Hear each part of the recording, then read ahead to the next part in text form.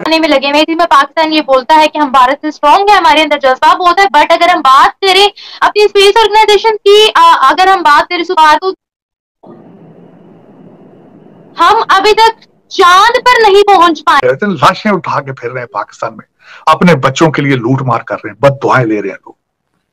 Sir जिस दिन इनके ये डुअल नेशनलिटी रोकी जाएगी शायद तब ये सुधरेंगे। मैं आपको यहाँ पे ये जरूर बताना चाहूंगा, आरजू भारत के अंदर डुअल सिटीजनशिप जो है उस पे ऊपर पाबंदी है कि वो लोग अपने वहां पे एडमिनिस्ट्रेशन में सर्व कर रहा है, तो इसके ऊपर तारीफ की गई है। अब क्योंकि इंडिया की जो बिल्डिंग है वो 100 साल पुरानी थी, तो जाहिर है कि वो भी उसी इरा की थी, तो उसको भी अब नया बनाया गया है, तो उन्होंने इसके ऊपर भी इसको भी ऐसे ही लिया है। यानी एक तो होता है ना कि आप सिर्फ मुबारकबाद पेश कर दे कि जी आपकी नई बिल्डिंग का इफ्तिताह है, नो, उन्होंने इसको जो इससे लिंक किया है वो ये कहा है कि कॉलोनियल एरा के जो चीजें मेरी तो समझ से बाहर, और जो वहां वाले हैं वो ज्यादातर उनके सबके बच्चे यहाँ हैं, उनकी जायदादें यहाँ हैं, इधर वाले उधर जाना चाह रहे हैं, उधर वाले इधर आना चाह रहे, पता नहीं कैसे ये कौम है, मेरी तो समझ से बाहर है, कोई अकल इनको बताने वाला ही कोई नहीं। सर मैं तो सोचती हूँ अगर 1947 ना हुआ होता और ये लोग भी वहां होते तो हमने तो मतलब उनका हाल खराब कर देना था बेचारों का, जो भारत में लोग हैं। बिल्कुल ही आज जो इसरो ने काम किया है बहुत बढ़िया काम किया है। आपने जैसे पहले ही बताया कि 7 सैटेलाइट थे हमारे पहले से फर्स्ट जनरेशन के, उसमें से 3 काम नहीं कर रहे थे, तो हमें एक रिप्लेसमेंट भेजना था और रिप्लेसमेंट भेजने के लिए हम लोगों ने सेकंड जनरेशन भेज दिया। अभी हम लोग सेकंड, उन्होंने कहा कि जनाब $6.5 बिलियन का जो बेल आउट पैकेज और फॉरेन फंडिंग है इसको जरा हम बहाल करवा सके। चले एक कोशिश और कर लेता हूँ। उन्होंने क्रिस्टलिना जॉर्जिएवा को फोन करके जो जायजा जो हमारी बातचीत है उसमें उन्होंने कहा कि प्लीज इसमें आप इंटरवीन करें, आप इसमें देखें कि ये क्या हो रहा है। और फिर इस साल फरवरी में जो हमारे डायलॉग स्टार्ट हुआ था, फिर इसमें आज जो इसरो ने काम किया है बहुत बढ़िया काम किया है। आपने जैसे पहले ही बताया कि 7 सैटेलाइट थे हमारे पहले से फर्स्ट जनरेशन के, उसमें से 3 काम नहीं कर रहे थे, तो हमें एक रिप्लेसमेंट भेजना था और रिप्लेसमेंट भेजने के लिए हम लोगों ने सेकंड जनरेशन भेज दिया। अभी हम लोग सेकंड में लगे हुए थे। मैं पाकिस्तान ये बोलता है कि हम भारत से स्ट्रांग है, हमारे अंदर जज्बा बहुत है, बट अगर हम बात करें अपनी स्पेस ऑर्गेनाइजेशन की, अगर हम बात करें सुबह, तो हम अभी तक चांद पर नहीं पहुंच पाए। लाशें उठा के फिर रहे हैं पाकिस्तान में, अपने बच्चों के लिए लूट मार कर रहे हैं, बद दुआएं ले रहे हैं लोग। सर जिस दिन इनके ये डुअल नेशनलिटी रोकी जाएगी शायद तब ये सुधरेंगे। मैं आपको यहाँ पे ये जरूर बताना चाहूंगा, आरजू भारत के अंदर डुअल सिटीजनशिप जो है उस पे ऊपर पाबंदी है कि वो लोग अपने वहां पे एडमिनिस्ट्रेशन में सर्व कर रहा है, तो इसके ऊपर तारीफ की गई है। अब क्योंकि इंडिया की जो बिल्डिंग है वो 100 साल पुरानी थी, तो जाहिर है कि वो भी उसी इरा की थी, तो उसको भी अब नया बनाया गया है, तो उन्होंने इसके ऊपर भी इसको भी ऐसे ही लिया है। यानी एक तो होता है ना कि आप सिर्फ मुबारकबाद पेश कर दे कि जी आपकी नई बिल्डिंग का इफ्तिताह है, नो, उन्होंने इसको जो इससे लिंक किया है वो ये कहा है कि कॉलोनियल एरा के जो चीजें मेरी तो समझ से बाहर, और जो वहां वाले हैं वो ज्यादातर उनके सबके बच्चे यहाँ हैं, उनकी जायदादें यहाँ हैं, इधर वाले उधर जाना चाह रहे हैं, उधर वाले इधर आना चाह रहे, पता नहीं कैसे ये कौम है, मेरी तो समझ से बाहर है, कोई अकल इनको बताने वाला ही कोई नहीं। सर मैं तो सोचती हूँ अगर 1947 ना हुआ होता और ये लोग भी वहां होते तो हमने तो मतलब उनका हाल खराब कर देना था बेचारों का, जो भारत में लोग हैं। बिल्कुल ही बिल्कुल। आज जो इसरो ने काम किया है बहुत बढ़िया काम किया है। आपने जैसे पहले ही बताया कि 7 सैटेलाइट थे हमारे पहले से फर्स्ट जनरेशन के, उसमें से 3 काम नहीं कर रहे थे, तो हमें एक रिप्लेसमेंट भेजना था और रिप्लेसमेंट भेजने के लिए हम लोगों ने सेकंड जनरेशन भेज दिया। अभी हम लोग सेकंड, उन्होंने कहा कि जनाब $6.5 बिलियन का जो बेल आउट पैकेज और फॉरेन फंडिंग है इसको जरा हम बहाल करवा सके। चले एक कोशिश और कर लेता हूँ। उन्होंने क्रिस्टलिना जॉर्जिएवा को फोन करके जो जायजा जो हमारी बातचीत है उसमें उन्होंने कहा कि प्लीज इसमें आप इंटरवीन करें, आप इसमें देखें कि ये क्या हो रहा है। और फिर इस साल फरवरी में जो हमारे डायलॉग स्टार्ट हुआ था, फिर इसमें आज जो इसरो ने काम किया है बहुत बढ़िया काम किया है। आपने जैसे पहले ही बताया कि 7 सैटेलाइट थे हमारे पहले से फर्स्ट जनरेशन के, उसमें से 3 काम नहीं कर रहे थे, तो हमें एक रिप्लेसमेंट भेजना था और रिप्लेसमेंट भेजने के लिए हम लोगों ने सेकंड जनरेशन भेज दिया। अभी हम लोग सेकंड।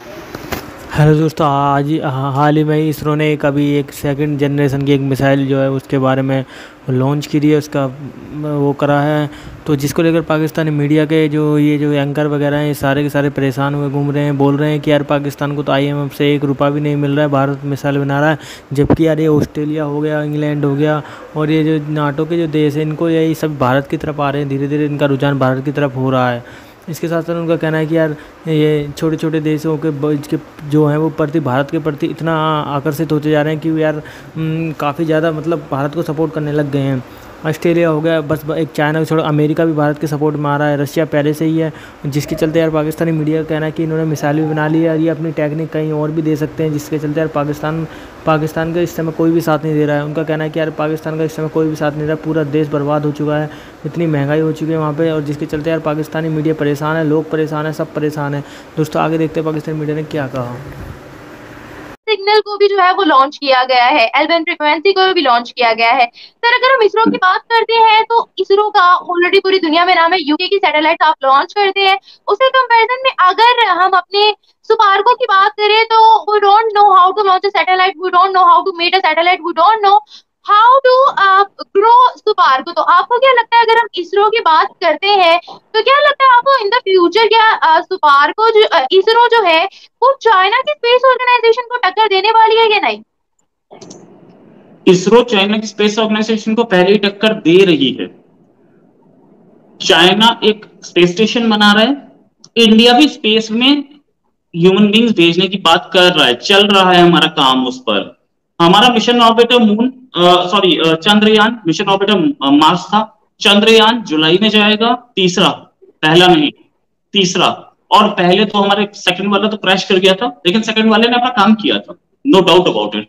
मिशन ऑर्बिटर में हमेशा ये नहीं होता कि लैंडिंग ही हो, तीसरा वाला फिर लैंडिंग करेगा और लैंडिंग करके वहां पे वो 15 दिन का मिशन है वो भी काम करेगा, ठीक है। हम उससे बाहर मार्स तक जा चुके हैं, हम सन पे जा रहे हैं, सन की स्टडी करेंगे, सन के ऊपर नहीं जाएंगे, सन से थोड़ा दूर से स्टडी करेंगे, नो डाउट अबाउट इट। तो हम लोग टक्कर में हैं चाइना की। और सुपार्को तो आप बोलिए, सुपार्को क्या कर रहा है मुझे भी नहीं पता, सुपार्को खुद नहीं पता वो क्या कर रहा है, मैं क्या बताऊंगा सुपार्को क्या कर रहा है। बट द फैक्ट इज कि चाइना से हम टक्कर में हैं और चाइना को भी ये बात पता है हम लोग कॉम्पिटिशन में, एंड कॉम्पिटिशन बहुत टफ है, क्योंकि स्पेस एक ऐसी चीज है जिसके लिए हर आदमी अब कंपटीशन कर रहा है, हर कंट्री कंपटीशन में, तो हम भी उसी के कंपटीशन में लगे हैं। और ये अभी ये लड़ाई वही 1970s 50s 60s 70s में जो सोवियत यूनियन और अमेरिका की लड़ाई थी स्पेस की, वही अब चाइना और इंडिया में दिख रही है। स्पेस में हम लोग भी स्पेस के लिए काम कर रहे हैं, और हमारे बहुत सारे जो प्रोजेक्ट्स हैं वो भी सीक्रेट प्रोजेक्ट्स हैं, जल्दी आपको दिखेंगे कि हम क्या करते हैं।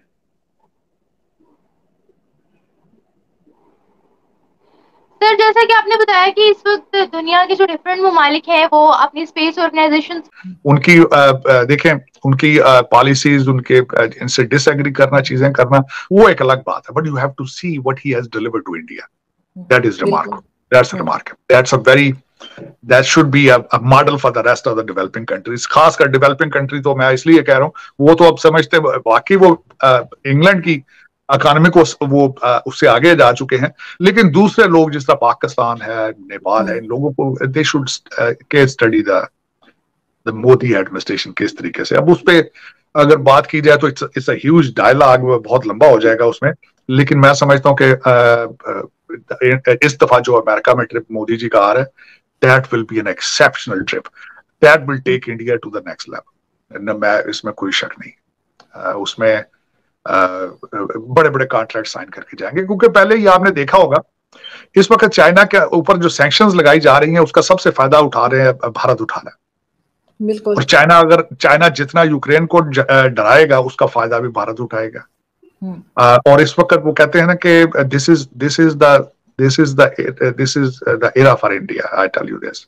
मेरी ख्वाहिश होती है कभी पाकिस्तान भी उस लेवल पे होता, कोई डिजिटल पाकिस्तान की बात करता, लेकिन कैसा हो सर, हो सकता है कभी हो जाए फ्यूचर में, अगर कुछ थोड़ी बहुत अक्ल आ जाए इनको तो। लेकिन आरजू देखें, मैंने हमेशा ये कहता हूँ कि जितना आपको भारत के साथ रिलेशनशिप ठीक करके डिफेंस का बजट कम करके तो वही आम पाकिस्तानी की तरक्की पे लगाना होगा, तब तक आप तरक्की नहीं कर सके। यही एक वजह है। और उसके बाद एक ट्रेड खोलें, बॉर्डर साफ करें भारत के साथ, इसके ये this is part of your national interest. मैं शर्तें ना रखे ना सर, इनकी शर्तें कोई नहीं सुनेगा सर, ये जो शर्तें लगा देते हैं शर्तें, बल्कि मैं यही एक और बात है, शंघाई ट्रिप ना, अपना जापान ट्रिप के दौरान मोदी जी ने स्टेटमेंट दी थी कि he wants to have a better relationship with Pakistan, जवाब नहीं दिया किसी ने उसका। हेलो दोस्तों, जैसा कि आपने वीडियो में अभी देखा, पाकिस्तान के इंडिया की मिसाइलों के बारे में बात हो रही है, इंडिया की इकोनॉमी के बारे में हो रही है, IMF के बारे में हो रही है, वर्ल्ड बैंक के बारे में होती है, और जो पाकिस्तान कर्जे के लिए घूमता रहता है उसके बारे में बात हो रही है। तो दोस्तों, आपको वीडियो कैसा लगा? वीडियो अच्छा लगा तो लाइक ज़रूर कीजिए और चैनल को सब्सक्राइब ज़रूर कीजिए।